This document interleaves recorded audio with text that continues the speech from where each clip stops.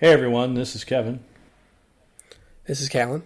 And this is Katie. Thanks so much for listening today, you guys. This is episode 2 of Hot Rods of the Sky.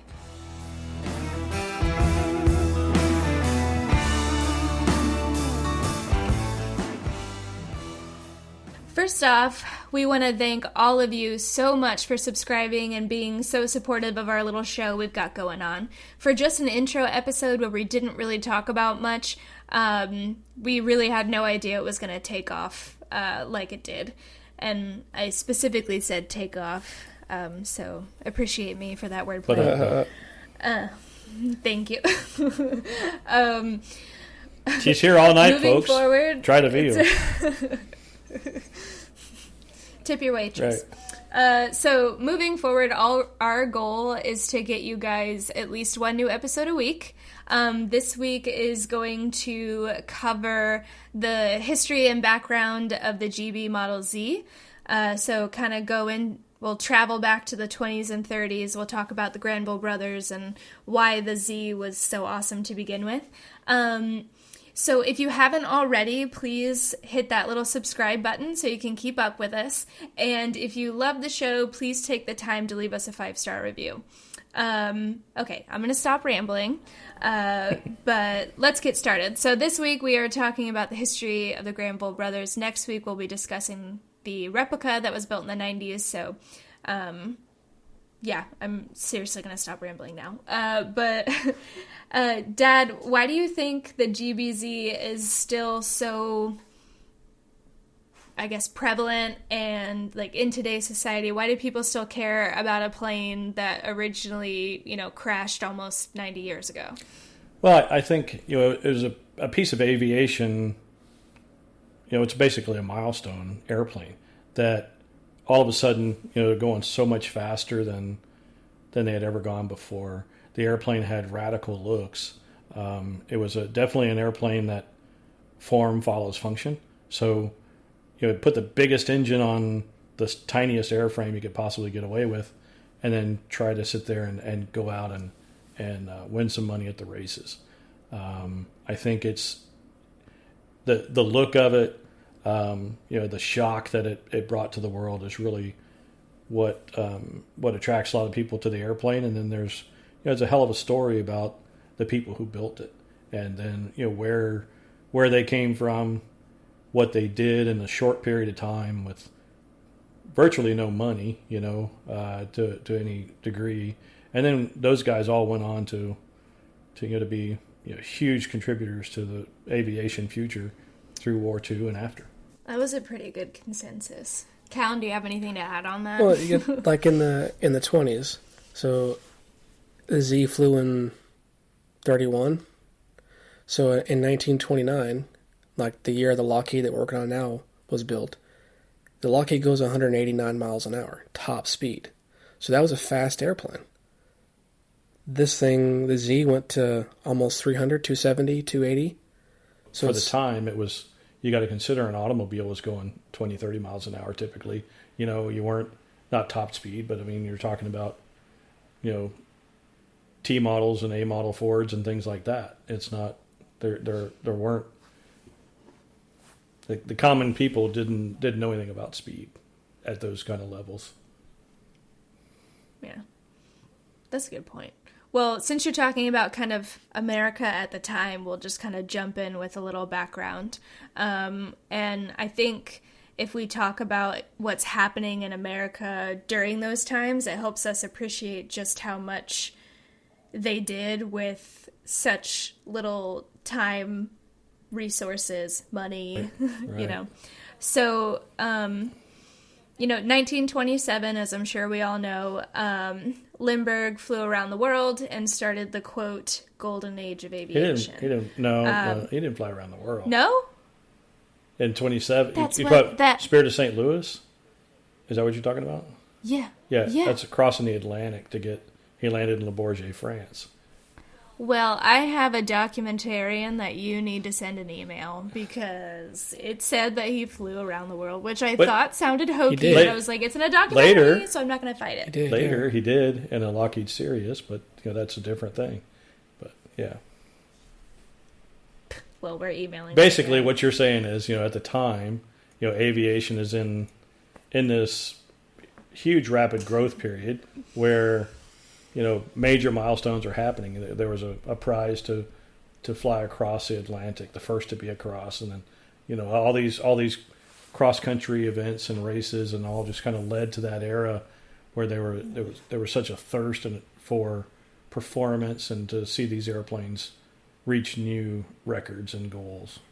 I mean, it was a rocket making the world smaller, Yeah.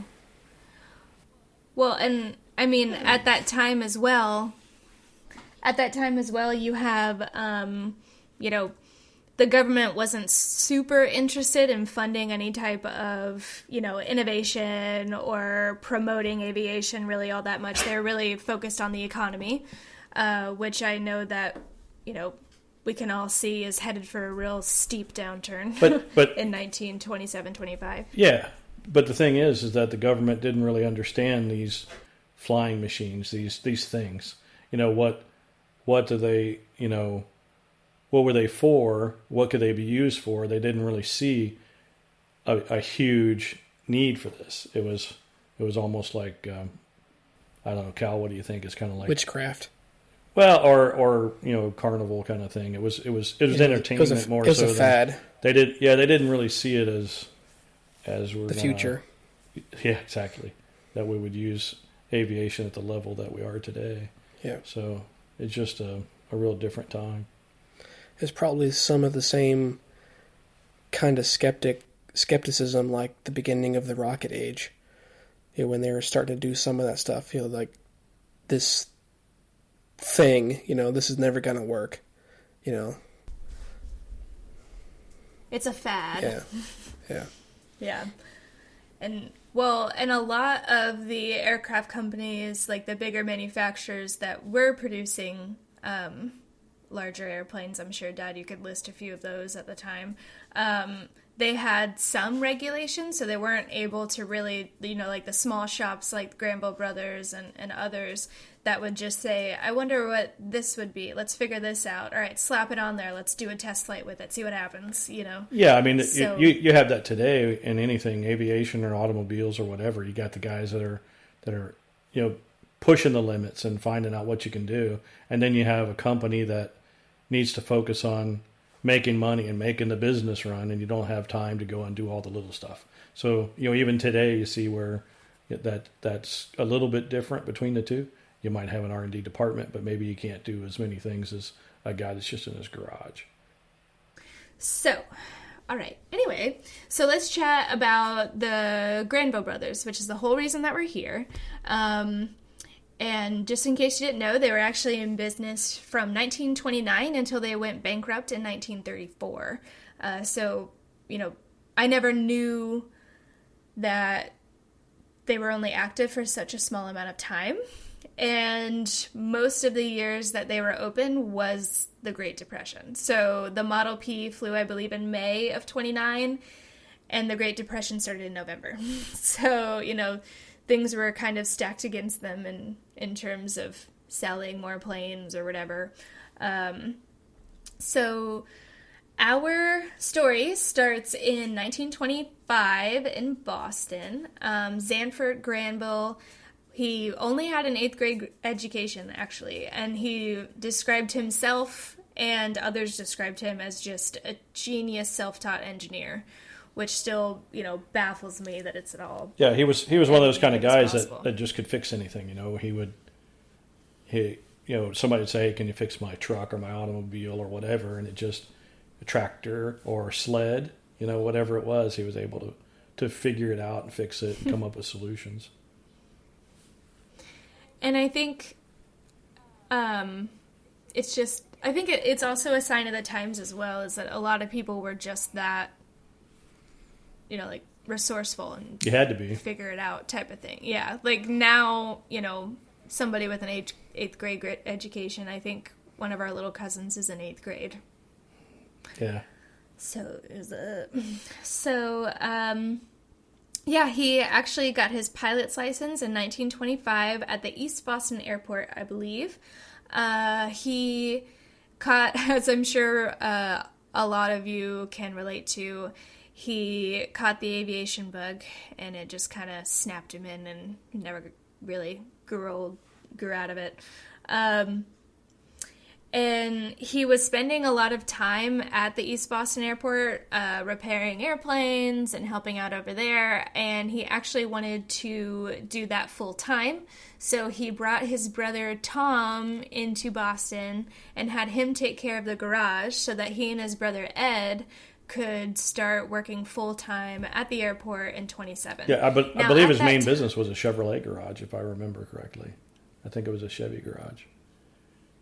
The mechanic the shop. auto garage? Yeah. Huh, that's interesting.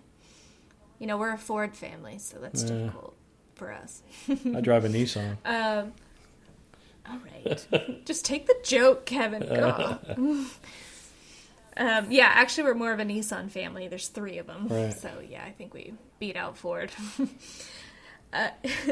So when they actually set up their first shop, they didn't have the permission to set up a permanent structure. So they had to build their shop into a little truck. Yeah. So it's kind of like a food truck for airplane mechanics. Yeah, mobile repair. And that's not uncommon even today. Yeah, somewhere I've seen a picture of the truck, and it's like a milk truck. Yeah, that's what it looks like. Funny you should mention that.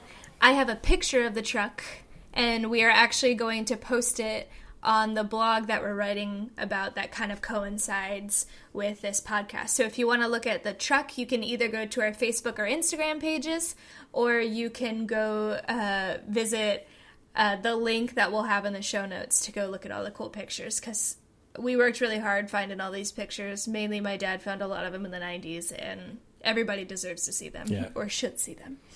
Yeah, so he was working on the airplanes, and he was fixing a lot of things that were breaking often on the airplanes. You know, guys would ground loop them and twist off the landing gear, or drag a wingtip, and there were so many things that were happening to the airframes, and they kept repairing the same parts. And so his thought was, I can make some of this stuff better if that connection was made to where just the piece, the landing gear failed and broke, but it didn't mess up the fuselage frame. It's less work to repair. So he could see these improvements that he wanted to do to these airframes that of all different brands. And as you see all that, and you start to see the good elements from this airplane design and the good ones from that one, and you start having ideas about, well, I could, maybe I could do that. And that's kind of the direction they went.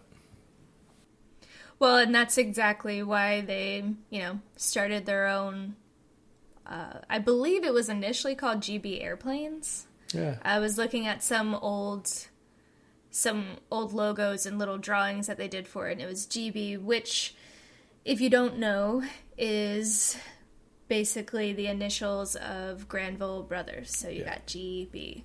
And then it morphed into Granville Brothers Aircraft. Yeah. Yeah. Mm-hmm, yeah.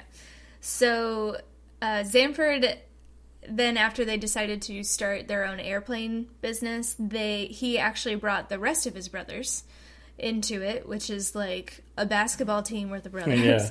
So you had Zamford, who was kind of running the show and coming up with the cool ideas. Then you had Ed, Tom, Mark, and Rob. So you've got your starting lineup for whatever basketball team you want. Right.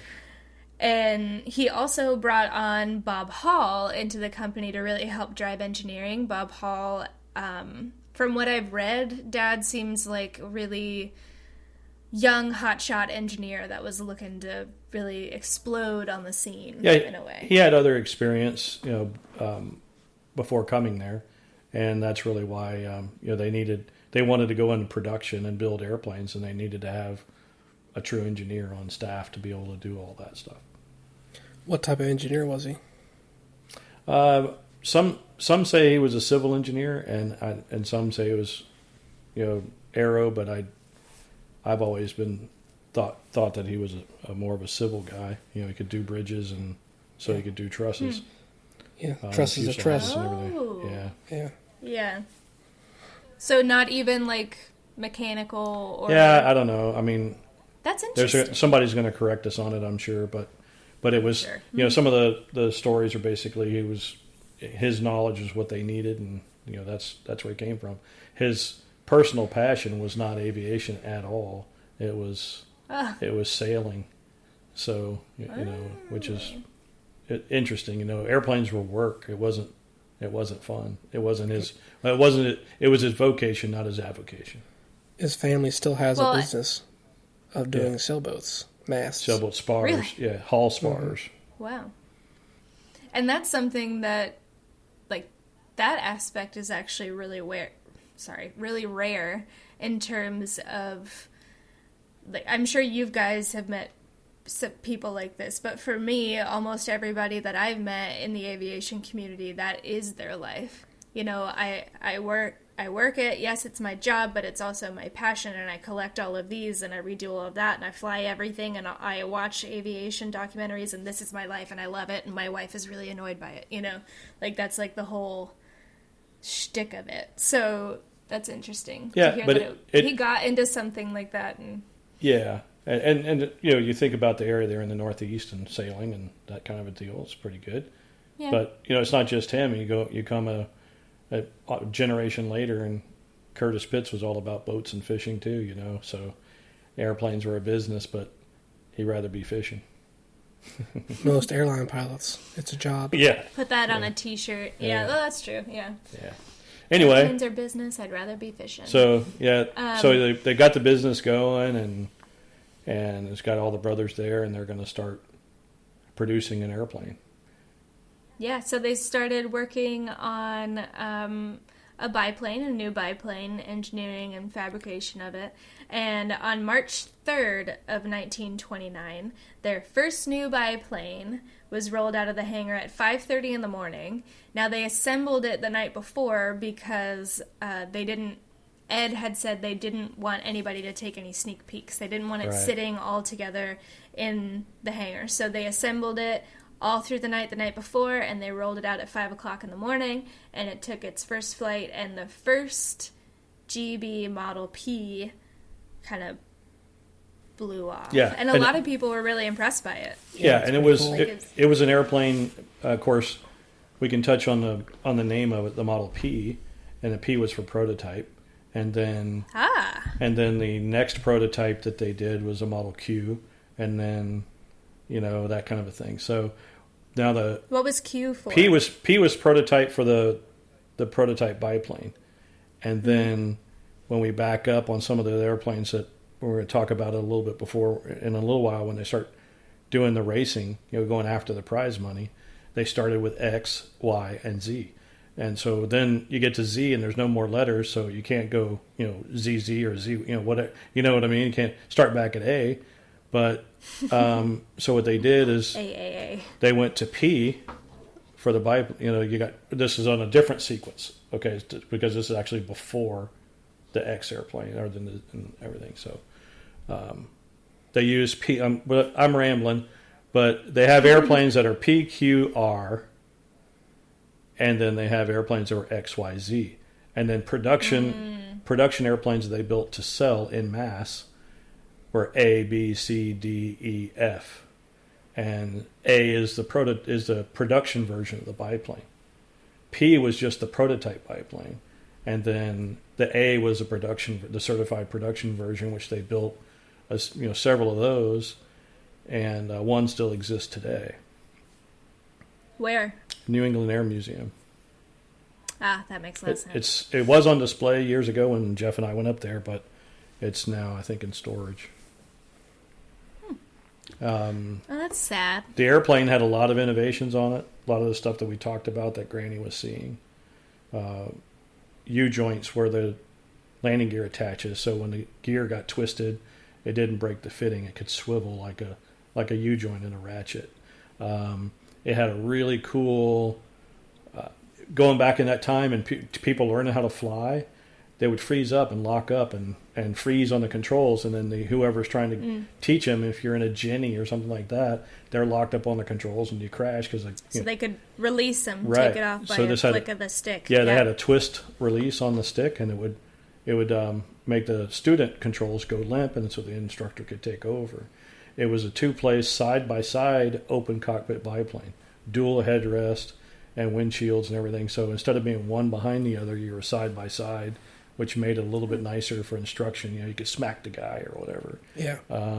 Elbow in the face. Luckily, Callan never smacked me in the Bonanza. Yeah. There were a couple of very stressful on my end flight instructions. If you are wanting to learn how to fly and you have never done anything close to it besides the flight simulator when you were 10 years old, don't start out in a Bonanza.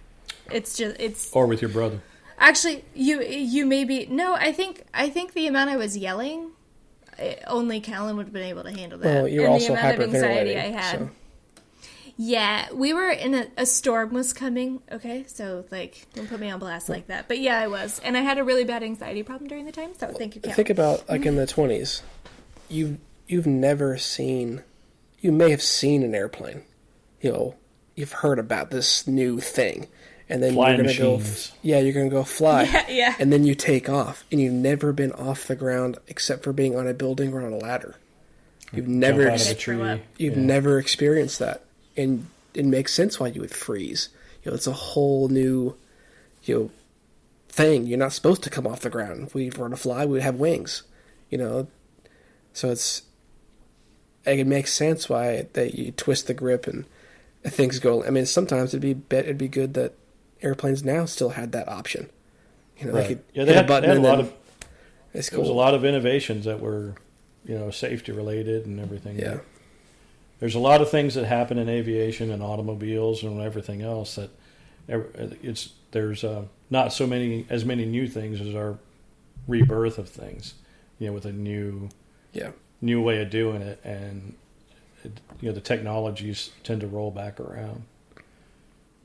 Well, and I think, just you saying rebirth made me think of, no story, no book, no TV show, no movie is ever original anymore. It's just not. Yeah. It's based off of something else or just a spring off of something Right. else, Like, you might have different characters and one of them might fall off a cliff, but it's still at its core, whether it's good versus evil, guy meets girl, there's really only, there's less than 10 real stories that everybody tells. So. Yeah, but, here it's just it's a pretty unique story in this one, but of these guys building something from nothing when that was really, really hard to do. Yeah. But you really didn't have a lot of choices. You had to. And you're on the cutting edge, basically, of airplane manufacturing and design. Well, and then they did the biplane, and that really started making some money for them. And this was before things, the economy tanked with the Great Depression and everything. So, it's kind of working, and it's they're okay. We can build some more. And we're going to build them and sell them, and they went to the World's Fair with one and had it on display at the World's Fair. And they were using it to kind of push the brand and be able to sell the and I've got the set of they had at the World's Fair they had an airplane on display, and then they had a sample board that had a bunch of the wing fittings and stuff on, and I have all those fittings. Those were send me a picture of that. Okay, they were tearing down a house. It was like a friend of a friend. This is 20-something years ago. They were tearing down a house, and whoever had them in the attic, and they found these things that looked like airplane parts, and whoever was doing the stripping the house down contacted my friend and said, these anything? Here you go. And then we looked up the part numbers and then actually found the photograph of it all on a board at the World's Fair. So that's kind of cool. I have some genuine really cool. GB Model A biplane parts are sitting in my office right here. Genuine. Yeah. That's nice. Yeah. So I'm trying not to say anymore, so I really need to. I just don't. I'm just I'm getting nervous and okay. Well, kind of just bouncing off of that, they were, really advertising the Model P. They were really trying to push sales. And as we just said, the first flight was in May of 29. And then November of 29 started the Great Depression. Right. So people weren't really lining up to buy airplanes anymore. They were lining up to get bread and food so that they could live. Yeah. And then really, it wasn't just airplanes weren't really ever like a middle class thing, but then it just became, only people like, the Rockefellers and all of that could really afford a private, could really afford a private plane. And that really, really hurt them. And they were trying to find, they were just trying to find a home where they could keep a full hangar and just, they wanted to work. Everybody... they wanted to work. They wanted to eat. They wanted to live.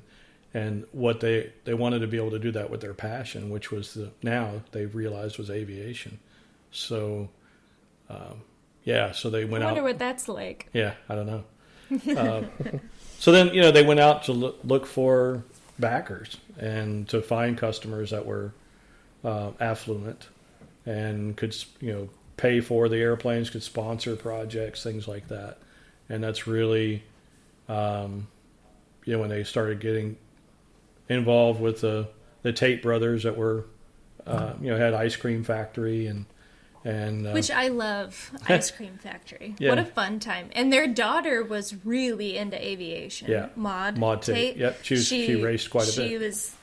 She broke a lot of female records, and then she actually, I looked into her a little bit. She actually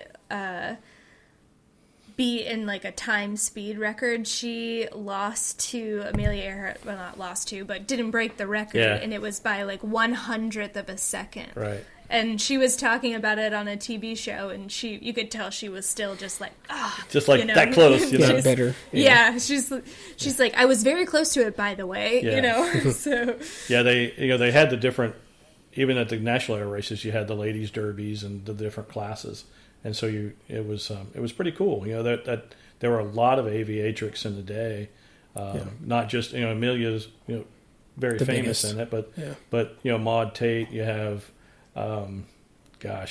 Louise Thaden, all these other names of these famous ladies who pushed the envelope just as hard as the guys were doing, and they weren't afraid of it. They were going. A lot of them did a lot more stuff than Amelia. It just she had a publicist for her husband, so her name got out there more than anybody else. Right. For a lot of it, so. So the world hasn't changed too much. Exactly. So, but by whoever shouts the loudest. Yeah, these guys though, they got hit hard by all of aviation. A lot of aviation companies went out of business because they just couldn't maintain. There's companies that still exist today. For example, there's a metal building company that exists today that.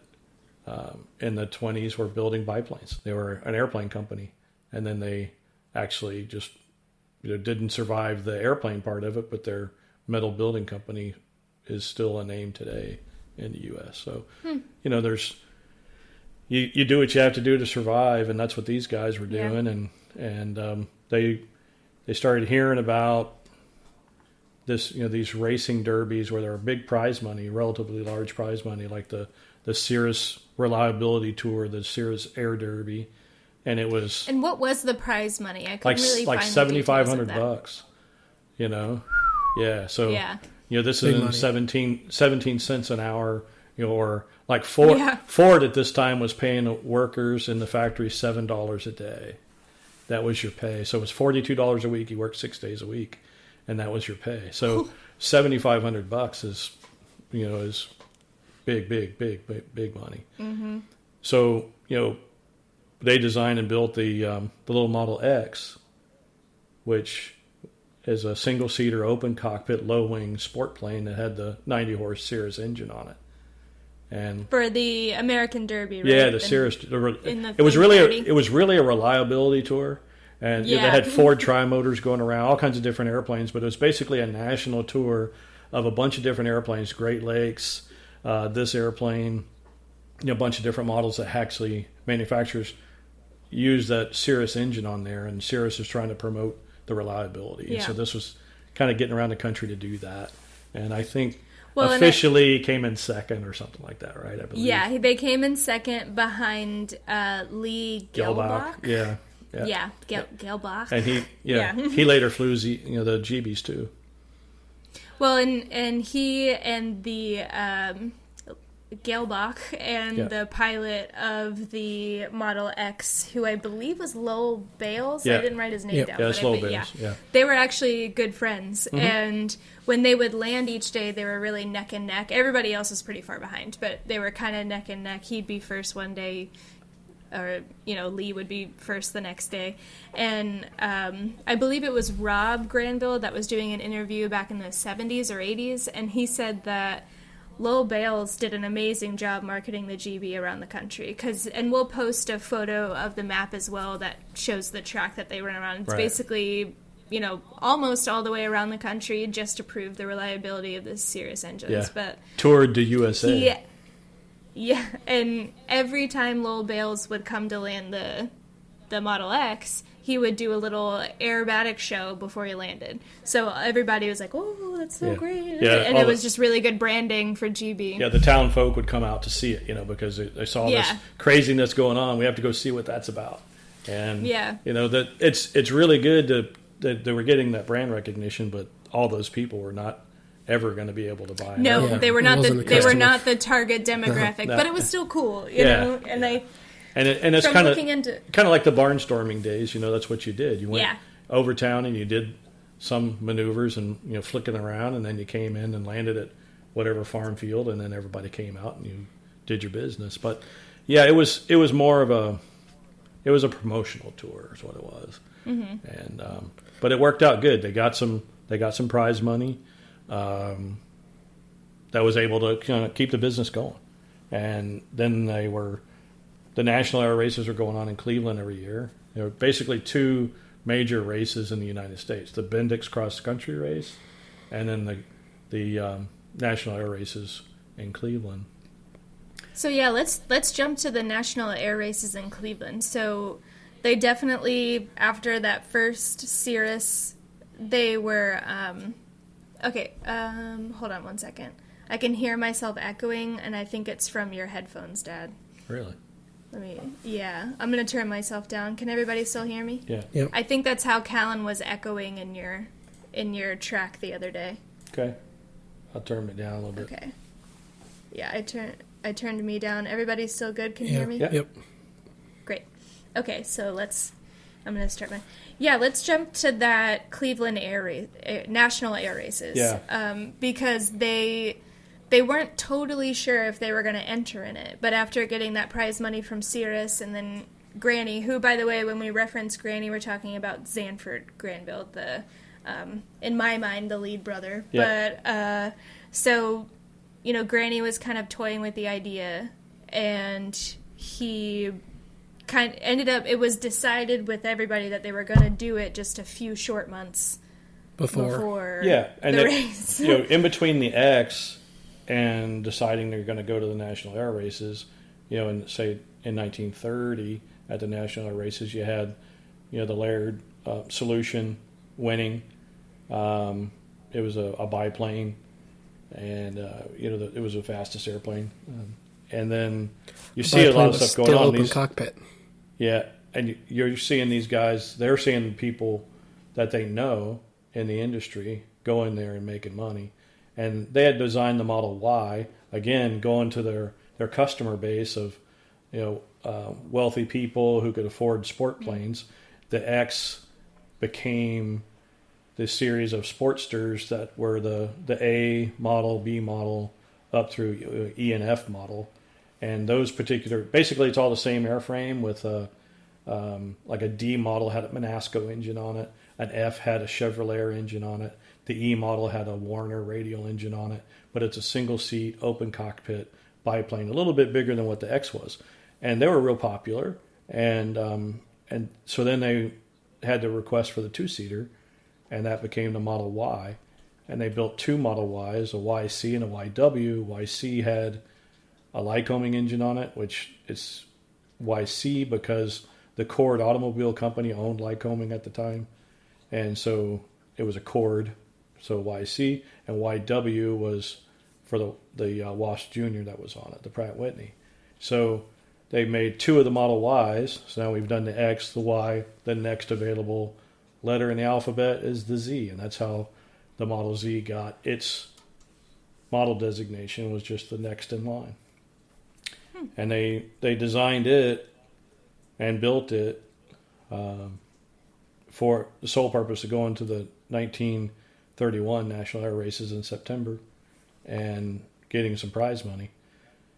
And like you said, I mean, it was, like 2 months before the races that they're like, oh, we got to do this.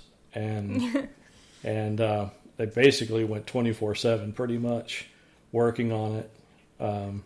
Around 15 people, I think, were working on the airplane, employees. And their work, Bob Hall was designing parts for the airplane. People were building them.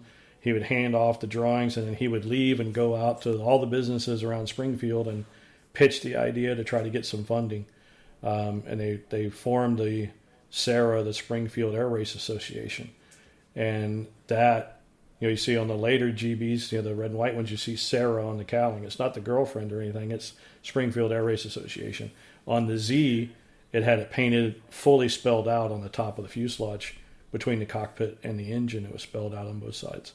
So they raised about $5,000 in money, and they basically had investors that they promised dividends to if they win. That's the whole deal, And they had, one of the prime investors was Lowell Bales. He put in, I think, $500. That was a big chunk. Again, we're talking about that $7 a day kind of a thing. Yeah. It's $500. So well, and a big portion of the rest of it, a lot of it was lent to them. The Pratt engine. and Whitney was lent to the engine. And then I saw a interview with Ed, I believe it was, and Ed actually he said some of the pedals were lent, this was lent, that was lent, most of it, and that was how we were able to end up pulling it all together with only raising $5,000. Yeah, I mean they didn't the instruments were things they had laying around or got donated. Barry Brothers, Barrelloid Dope gave them the dope. I think they used a company that almost all the airplanes back then used for all their metal fairings and everything, Hill Streamliners. And Hill Streamliners, helped them out in some way. I probably didn't charge them full boat on making the cowling and the wheel pants and all that stuff. And that's part of the reason they were able to do it, is that they, some of the stuff did get farmed out. And, the engine itself was serial number 2 Pratt and Whitney. It was a 985. Standard horsepower in the 985 at that time was 300 horsepower. And this one was, pumped up, let's say, to produce around 535. That's what they claim, yeah. Mm-hmm. And really, it wasn't physically a lot different. It wasn't like they upped the compression and the blower was twice the size or any of that kind of stuff. They just really spun up the RPM. So instead of turning, $2,000 or whatever the red line was at the time, 2050 or something, they were turning 2,700 RPM. And then they were just pouring the fuel to it. They had, almost like not having jets in the carburetor. It was just, all huge the gas. amounts of all the gas that could get through there. And that's why, you really see a color change on these airplanes when they're at Cleveland racing behind the cowling.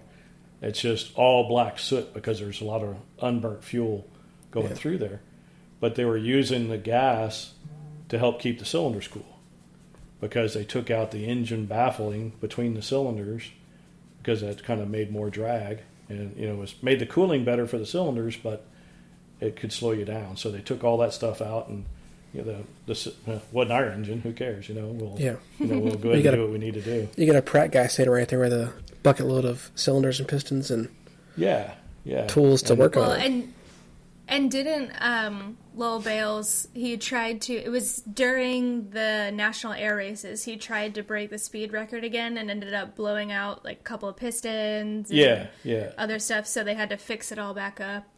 So they had a little bit of engine trouble. It's kind of a week-long or several days event there, and it's not just about pylon races, and there's several different races as far as going around the pylons, and then they also had the speed dash. And in the speed dash is when you enter your aircraft, and you got to make certain number of passes in a closed course, and they measure how fast you go.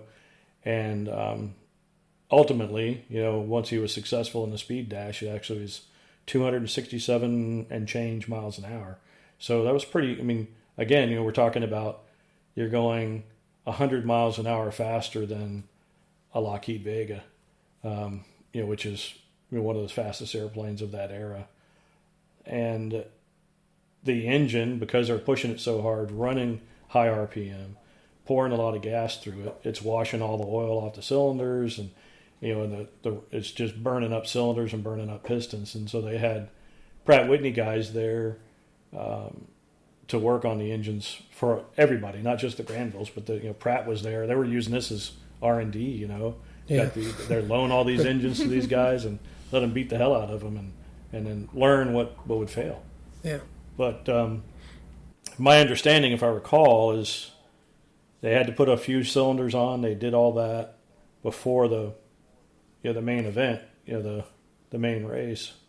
And they were actually, one of the brothers is in the airplane. They put a bunch of gas in it. He's running it, breaking in the cylinders, warming the engine up, basically getting it broken in. Gotta keep it on, it running. Then he got out, Bales got in, went out and ran the race. And, kept picking up speed on each lap. And so it was breaking in even more, making more power as they ran.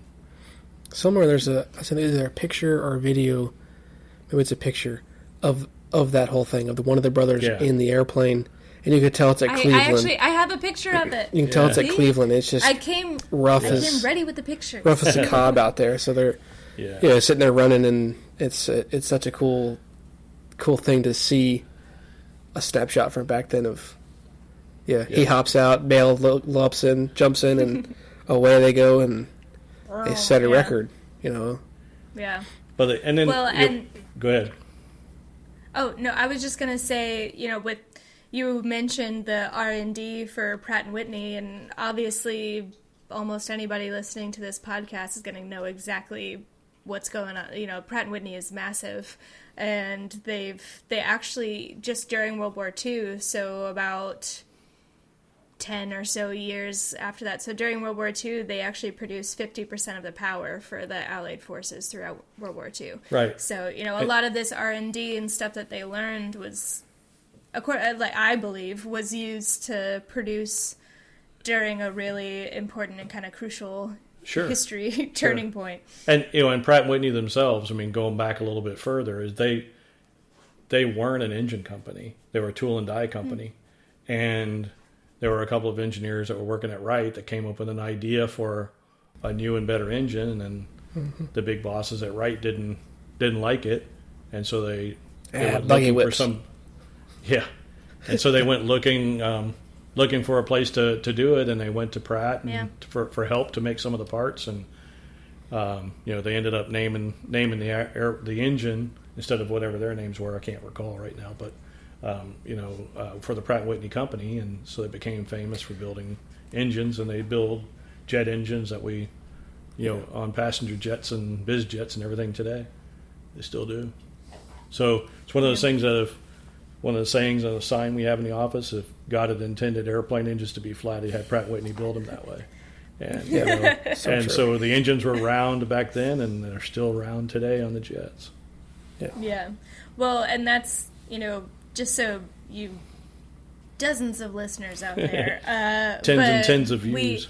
If that little sign it's not even a sign, it's just a little piece of paper. It's a little flyer. Yeah. And it looks like it's just been a little bit beat up. It's one of those shop things, and it looks like it was from the printed 20s and made at the time. Well, no, I was going to compare it to the Declaration of Independence. This flyer, it's on parchment. It has been moved everywhere, and it's just kind of a staple of the little Kimball JKE Works home office. So if that flyer is not there at any given time, something bad's happening. Yeah. But, and then we go back to Cleveland. These guys really dominated that year. Jimmy Doolittle was flying the Laird Super Solution and had problems, and so he was falling back, and he was the guy to beat. He was the hero, right? So he was the guy that was the fastest guy the year before, and he was just having engine problems or whatever it was. But he had the high tech stuff. He had the good yeah, gas. he was the good props. He was a guy with Shell, and he had the hottest gas, and in 32, the year later he had the best propellers that were out there, and it was just as things were developing, it just came to be. But the Granvilles and Bob Hall, the Granville group, entered the Z in 5 races in 1931 and won all 5. So Bob Hall flew the airplane in what was it, the Goodrich race, or the Goodrich tire race, I think. 180 some miles an hour average, and there's some pictures of that. You can see Bob Hall standing up in the cockpit, either before or after the race, I don't know. And you can notice a real major difference in the airplane if you find that particular photo, and you have it, Kate, as the landing gear legs are no longer an open V. There's silver fabric, where they covered over the gear leg openings, thinking that maybe the air coming around the first leg and then hitting the second leg was draggy. So they covered it over, and it actually went slower. And the reason it went slower is because it really screwed up the yaw stability of the airplane. It made it very hard to control, because now, instead of just being spindly little legs up there, you had these giant, almost fin-like surfaces forward of where you want to have that kind of surface, and it made it harder to control. So after that race, that crap got torn back off, and then there's pictures where you can see, when Bales actually ran the big races, that you can see where the dope was all peeled off, and it's all nasty on the gear leg, where it kind of messed up the paint job. So, they were still experimenting every race. You're trying that little bit more.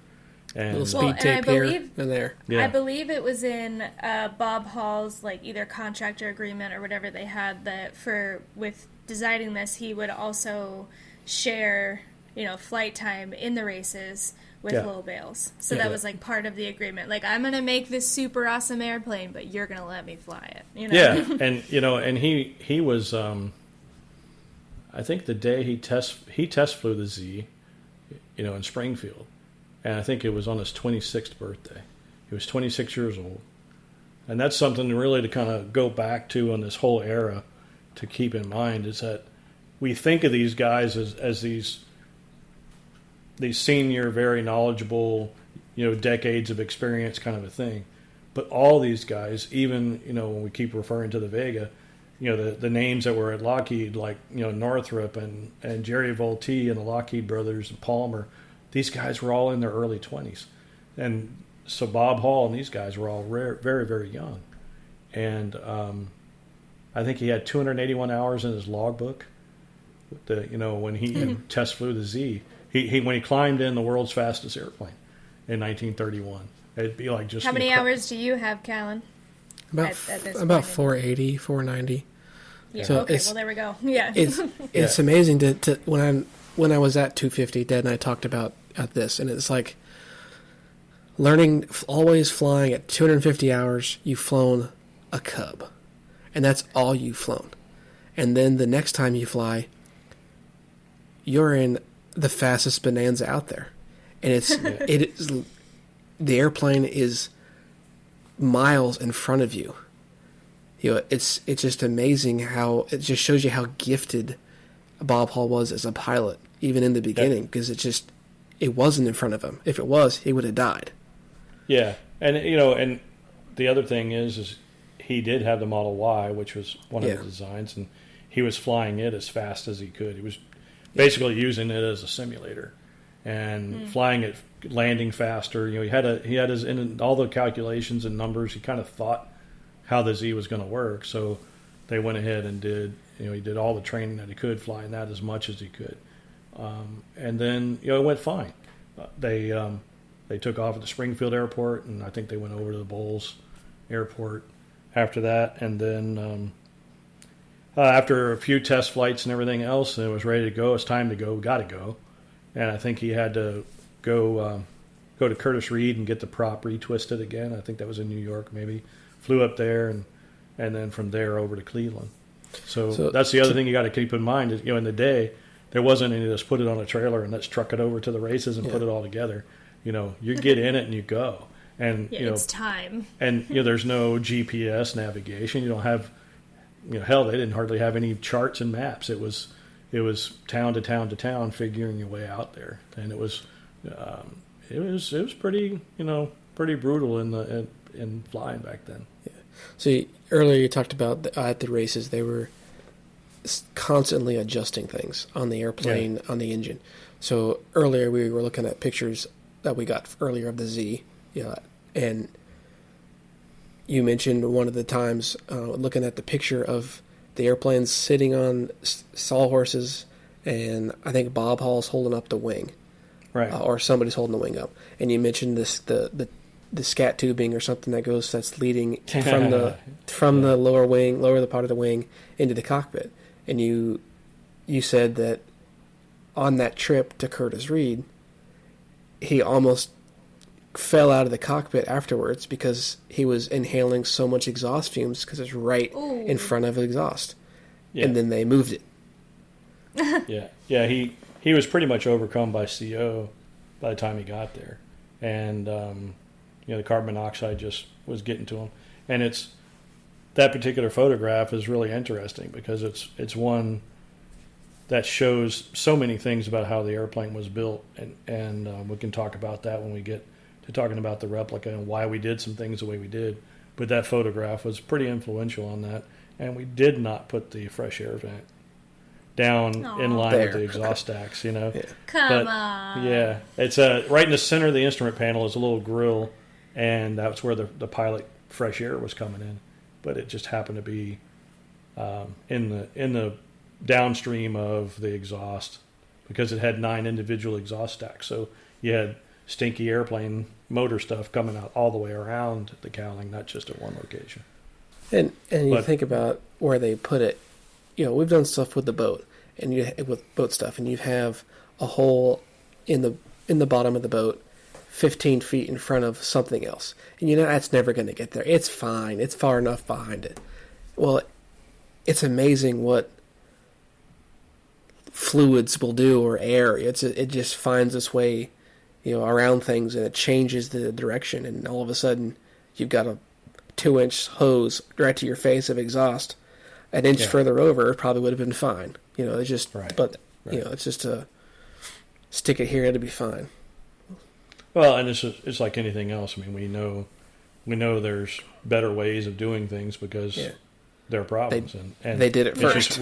If we just look at airplanes in particular in one particular system, just like brakes, and how the pilot actuates the brakes, and there's airplanes today. Most every airplane out there has toe brakes, and so you're taxiing around and you want to hold the left brake a little bit, you push your left toes forward, and that's just how it works. But then going back before that, we have a lot of airplanes had heel brakes, so the brakes were on you dig in your heels to do it. There was some of the Wacos of that period had what they call a brake over throttle, and it was cable actuated brakes, and the cables laced through the pedals and then went all the way over to the throttle handle, and you pushed the throttle forward and back to operate the engine, but you pulled the throttle towards your lap, the throttle handle down towards your lap to increase the braking, and then you stepped on whichever pedal went for that. The Z was akin to what the Granvilles had in snow sleds that they were running around, and they basically had the cables for the brakes came up, laced through the pedals, and then hooked to the control stick. And so you pulled the stick all the way back, and that took out most of the slack out of the cables and gave you a little bit of brake. But then if you needed left brake, you pushed on that pedal and it tightened that brake a little bit more, or the right pedal and tightened that brake a little bit more. The airplane also had a tail skid and was really heavy on the tail, so it made the tail skid dug in real hard and would help keep the airplane going straight. So it's interesting, some of those systems that then later, they did better ways to do it. We all learned better ways, and so that was okay. Having a real heavy tail airplanes and tail skids and brakes that were marginal. But then as airports improved and airplanes got faster, you needed to have better systems. Yeah, well, you're on dirt or grass, so everyone that flies an airplane on grass knows it's much easier to handle an old airplane on grass than it is pavement, because it's what it was designed for. Yeah. Yeah. So for the record, I do not know that. I did not know that. Oh yeah. So Yeah. if I am not most people, apparently. Well, most pilots that fly old airplanes are going to know, that, like a Stearman, it lands and takes off much better on grass than it does pavement, because it was designed to be on grass. You can land on pavement, no problem, but you're working twice as hard to land and take off than you are on grass. Yeah. So with the Z, we talked about this particular airplane, is really the subject of what we're talking about today and next week. Pretty amazing airplane for this group of guys who were in the Great Depression, motivated by, hunger and wanting to take care of their families. Crank this thing out in, 5.5, 6 weeks, make their way to the races, have this blazing success of entering 5 races and winning 5 races, came back with, I think the total money that they won was collectively was like $18,000. So, again, we're talking about that $42 a week for a typical, Ford worker. And so that's huge. So they came back and had some money and were able to pay all their investors dividends, and everybody made money, and it's like, this is working. And it's, it was a very, very successful time period for them. And then, they decided to, Lowell Bales decided, he wanted to go for, the all-out land plane speed record. And the airplane just wasn't quite fast enough for that. People, to give a little bit of a perspective on size, this airplane is 535 horsepower, almost 1,000 cubic inches of an engine. It's 15 feet long from the propeller to the tip of the rudder. So my wife's Ford Expedition's a little bit longer, I think, than this airplane is. And it had really short wings, 23-foot wingspan. And it's, it was again, a tiny, tiny airplane with the biggest engine that they could put on it. And that's why it was fast. But still, it wasn't fast enough to have the margin of increased speed to set the land plane speed record. So that's when they decided to put the 750 horse engine on it, the Pratt & Whitney 1340, the Wasp, and go for the land plane speed record. And there's different stories about what happened at that point. Bob Hall was not in favor of that. And he decided, he left the company.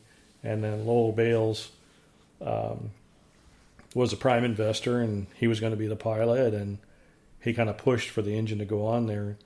When Jeff and I went to the Springfield Museum of Science, whenever that was, in the mid-'90s, and there's a whole bunch of the GB stuff and plaques and trophies and everything, and there's a business card in there, and it has Lowell Bales as the chief engineer. Basically, he assumed the position to be able to say, boys, we put the motor on. Yeah. So they put the motor on, and then, and my understanding is it was more horsepower, it was going to be more speed than the airplane was really designed for.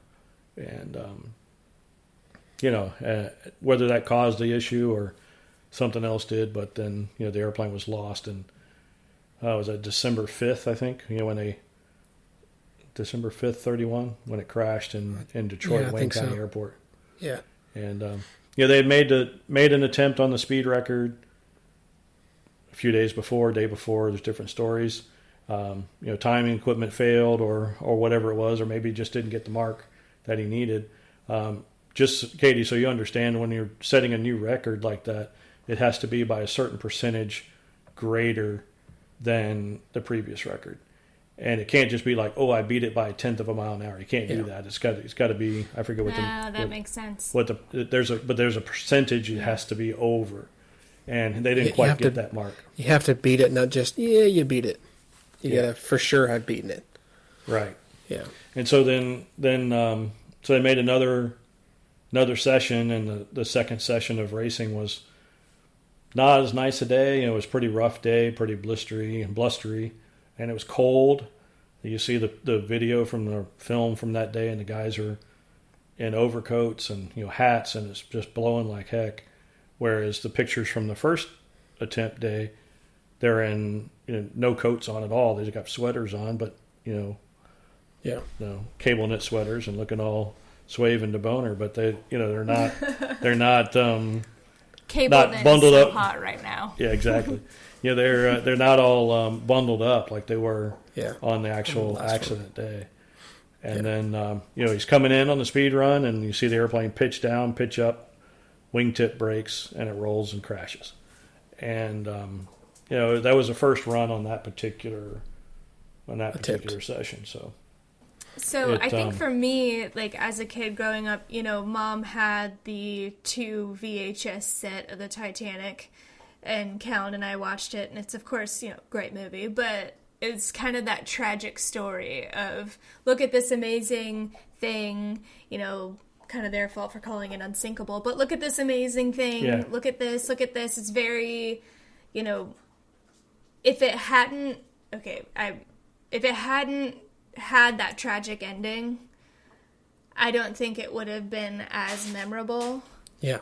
I think for me, and I don't know how it is for a lot of people, but for me, the reason that I've always found the Z so cool is because it had that little bit of a tragic ending where you're like, dang, and I really wish that, it's kind of that what if thing that kind of keeps my attention on this. Yeah. Did it reach its potential or not? And it certainly was, excelled beyond, other airplanes of the day, but did it actually do everything it could before it had the problem? Yeah. And, there's many schools of thought as to what happened that day. The official line at the time was, the gas cap came off, which is in front of the cockpit, came through, hit the windshield, hit him, made him jerk the stick, and that's what caused the wing to break.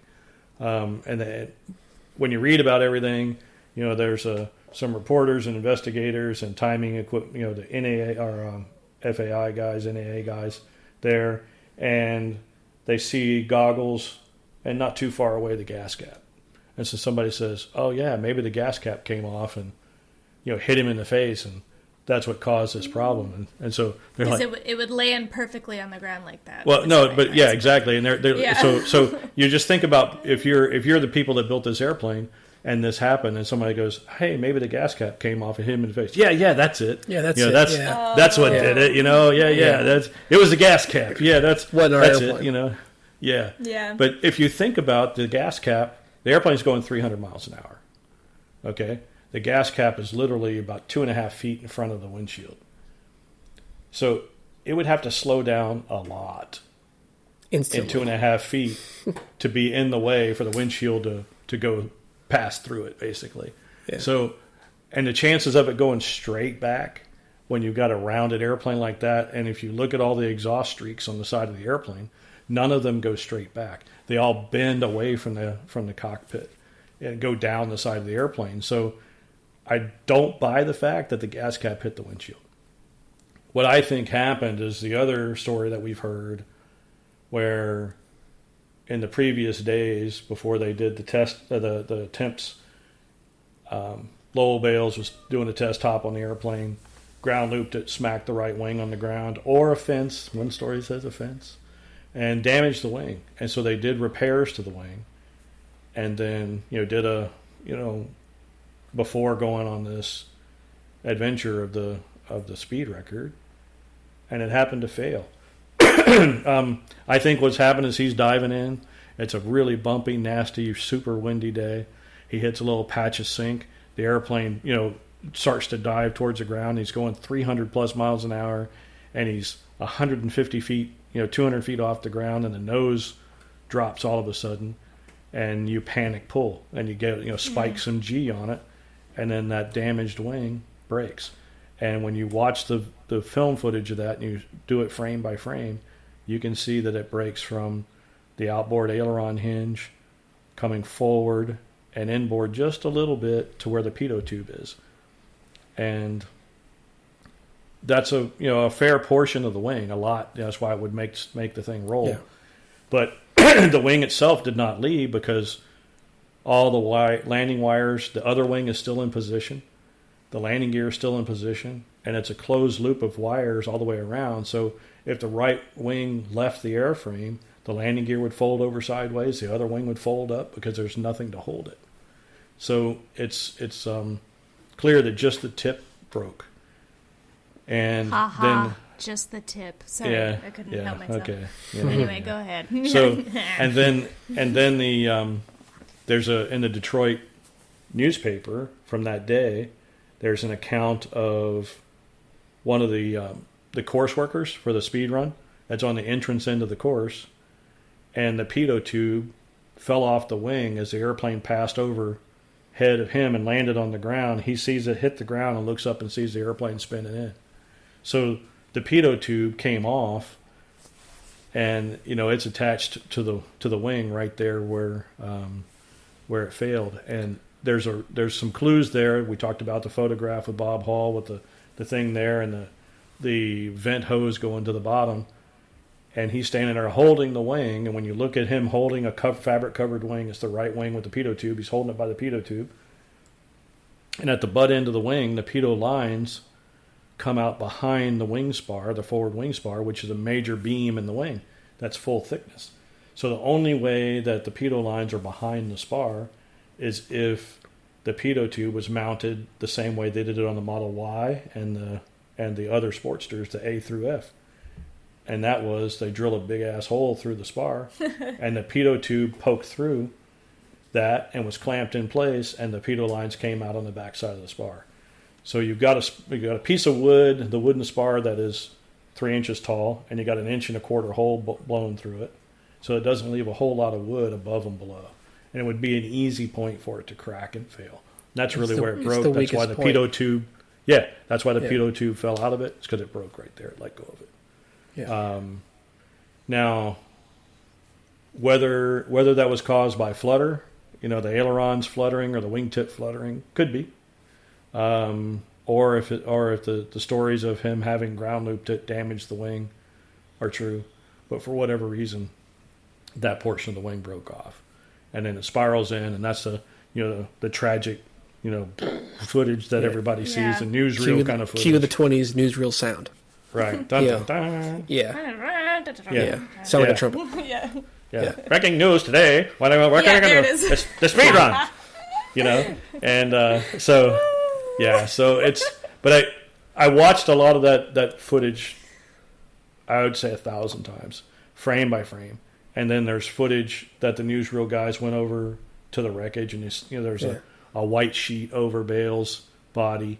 The engine is way over here. It went rolling like a cartwheeling away. The engine did after it hit the ground.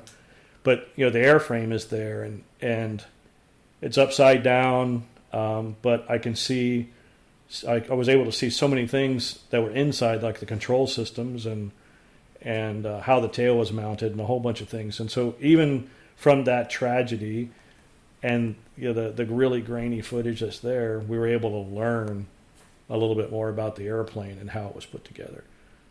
And that was pretty interesting to be able to go through and study that. I think what intrigued a lot of people about the Z is the crash. I mean, people like tragedy. I mean, people go to NASCAR races to see crashes, not to. Oh, I mean, why else would you go there?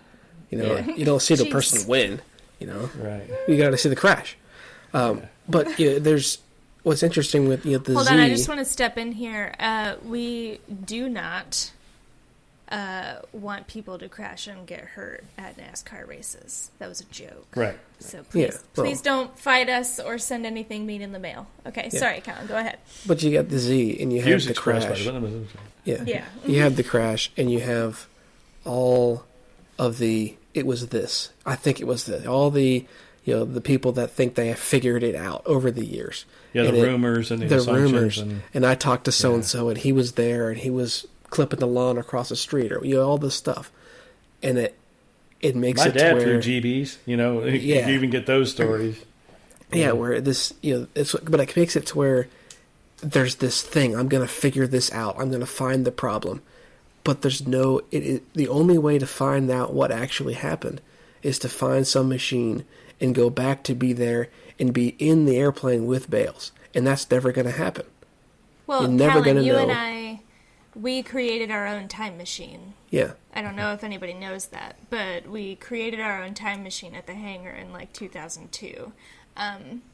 Still working on it. Yeah, how'd that go for you? No, I mean, we had a couple encouraging test runs. I think the cardboard might have been a little too thin, but, a cardboard box and some markers can do a lot. So when we get on it, we'll let you guys know. Right. But it was the start of some bad luck for those guys, and then, the next year they did quite well. They had the R1, R2, and, Bob Hall had left the company and went on and formed his own company, the Springfield Aircraft, designed a couple airplanes, and the Hall Bulldog and the Cicada.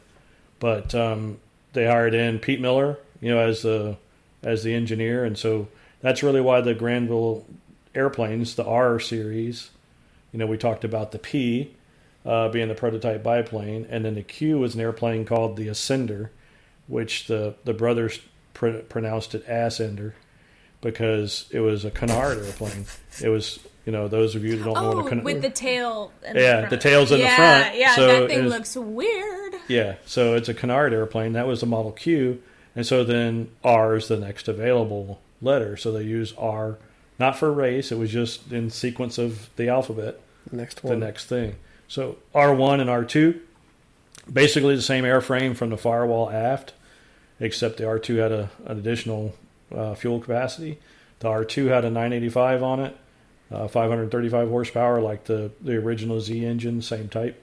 And then the R1 had the 1340 on it. And so the R1 was intended to go around the pylons at Cleveland, and the R1 was intended for the Bendix cross-country race. So why not, I've always thought of this, it's probably a dumb question, but why not just build another Z? Well, I think it was a new engineer, new ideas. They learned from the Z, and then Pete Miller had been really studying the streamlined shape, that perfect teardrop, that water droplet, the perfect airfoil shape. And so the R series is really one that really brought a lot of attention because as radical as the Z was, it was pretty normal looking compared to the R1 and R2. The sewer pipe with wings. Yeah, I mean, it's a flying beer keg. It really, it is an airfoil in all respects, coming back. Yeah. So it was the ultimate streamline, the lowest drag that they could do. So they learned from the Z and that, it wasn't quite as fast as they thought they could go. And so they did some other approaches to how to get it done. And the firewall on the Z is 46 inches in diameter, and the firewall on the R1 and R2 is 61 inches in diameter. And so you have the same size motor up front, but then it gets real plump, and then the rudder is a foot wide, at the hinge line, and it's a big taper coming back. Which is just behind the pilot's head. Yeah, it's pretty radical. So it was definitely the next evolution, and they did well in 32. They really did. And then coming after that, they had some accidents with those airplanes, and then Granny was killed in a crash delivering one of the Sportster airplanes to a customer. I think the story was a truck pulled out on the runway, and he pulled up to go around to miss him and kind of a stall spin. Yeah. And then one of the other brothers was killed in another instance. And so when you talked about the company going bankrupt in 34, yes, the company went bankrupt because they moved on, because they lost the main characters are now Hall's moved on to his thing, and everybody's kind of gone off. But these brothers went out into aviation. Some went to work for Pratt & Whitney. Some went to work for Hamilton Standard Propeller. So they continued to be major contributors to aviation. Aviation, the production of these engines and propellers, as you mentioned, that went on into War II to really help the Allies do great things. And it's pretty cool that you have a family that's able to do that kind of stuff, the Granville family. And then Bob Hall, as he went on in his aviation career, he worked at Stenson and some other places, and then he ended up at Grumman. And then when Bob Hall retired from Grumman, I believe he was vice president of engineering at Grumman. So, a lot of the Grumman airplanes that were, we know the Hellcat, Wildcat, Bearcat, all these Cat airplanes that they had were everything with Cat. Had route all the way to the F-14 Tomcat. Bob Hall had direct involvement in a lot of this stuff, and he.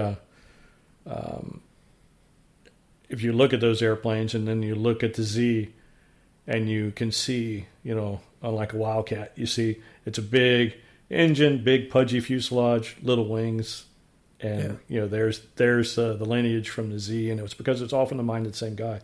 I think when Bob Hall quit flying, he had less than 1,300 hours total time in his logbook, and I recall from an interview where he told the guy that he like a couple hundred of those hours didn't count because it was just flying the boss around in his airplane, but everything else was work hours. Everything that he did, he test flew most of the airplanes that he designed. He was a first test flight guy, and I remember go back 20 years ago, and we had a friend who used to come here and visit us. He's passed away now, with Corky Meyer, and he actually worked under Bob Hall at Grumman, and he would tell Bob Hall stories because we had built the Z and everything, and he talked about the F-8F Bearcat, and Bob Hall did the first test flight on it, and Corky was like, let me fly it. And he said, no, it's not ready yet. We're going to do some changes, and they made the tail a little bit bigger, and Hall went out, flew it again. And he said, no, you can't fly it yet. We're going to make another change. Made 2 or 3 changes like that, a couple sessions. And then he finally said, okay, it's Corky. You can go ahead and fly it. It's it's good enough for you to go fly now. And so he went out and flew it. And he said it was the most unstable airplane in pitch that he'd ever flown in his life. And he couldn't believe that this was the point where Hall had said, hey, yeah, it's okay for you to go try it now. Yeah. And how bad it must have been in the beginning when Bob Hall made it look like there was no issues whatsoever. It just shows you how he was a very accomplished, very tuned pilot, as well as a fantastic engineer. It just shows you how well, like you said, a gifted pilot he was then. Right. And when he flew the Z. Right. It's the perfect person to do that. Right. It was a perfect recipe. He's just a guy that had the ability to do all of that, and that's pretty rare. Well, I think we're at a pretty good stopping point for part 2. Yeah, if we keep going, we're going to start talking about the replica. Yeah. We need to hold off, We're not going for 4-hour episodes here. We can't do it. Right. But, so next week we are going to be discussing the Kevin Kimball and Jeff Eicher replica of the GBZ that was built in the 90s, I believe, right, Dad? Yeah, we finished it in 96. Yeah.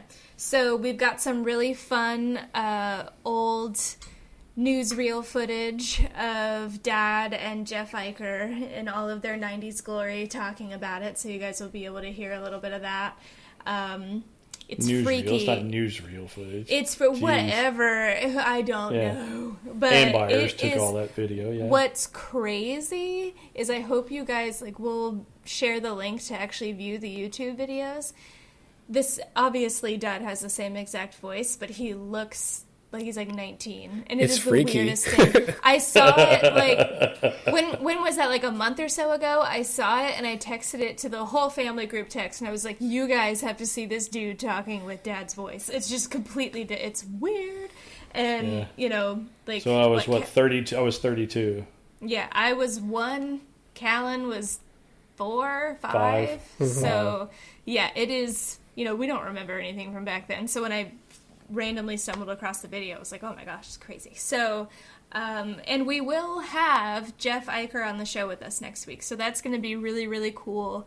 It's just going to be a lot of, back and forth between Dad and Jeff and Callan, just remembering stuff, talking about stuff. And Callan was that 5. one's going to be, well, Callan's not really going to remember a lot, but Callan is a bit of a history buff, so he'll be able to chime in. I don't know how much I'm going to be able to chime in, because while Callan was 5, I was less than a year old. So, I mean, not long after that, that was in June of 96 that we test flew the airplane. And then in March or April when Sun and Fun came around, that's where Delmar was there and Linda and they basically stole you from Robin and I and kept you most of the time. We have all those pictures with them pushing you around the stroller and sitting on the R2 and everything else. Yeah, I think I've still got the picture of him not holding even a year me in old. front of the R2. Yeah. Just like there it is. But so that's all coming up next week. We're hoping to get it published either Thursday or Friday of next week. And if you guys haven't yet and you enjoyed this episode, please subscribe to it so you get a little notification when the next one comes out. And also, if you did like it, please leave that 5-star review. We'll leave a link to our podcast page on the website, so you can shoot over there and view all the photos that we talked about. We're not going to leave you guys hanging on that.